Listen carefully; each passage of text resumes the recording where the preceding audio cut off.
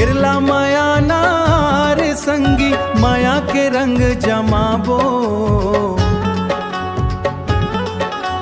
हंसी खुशी के बात बनाबो, जिंदगी भर याद रखाबो।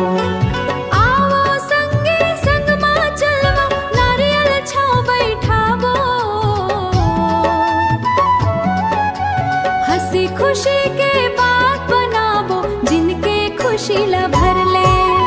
किरला माया नाम जमार ले, नाचा गाना संग कर ले, बेंजो बाजे बांसुरी गूंजे, दिल के खुशी ला भर ले, दिल के खुशी ला भर ले।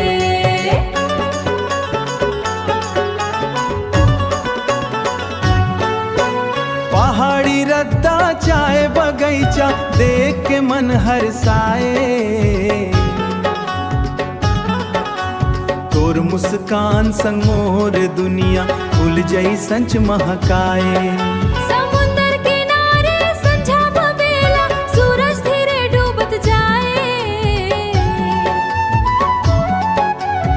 ढोलक बाजे तबला बाजे, खुशी के रंग सजा ले।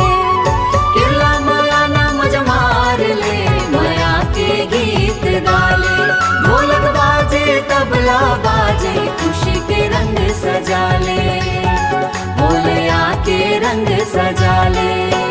तोर संग हर पल हंस हंस के नई सपना सजाबो, रात के चंदा तारा गवाही हमर अमर रहे, जीवन भर के ये सफर में संगी मोर संग रहे। रात के चंदा तारा गवाही, माया हम अमर रंगाले, जीवन भर के ये सफर माँ संगी संग मुस्काले।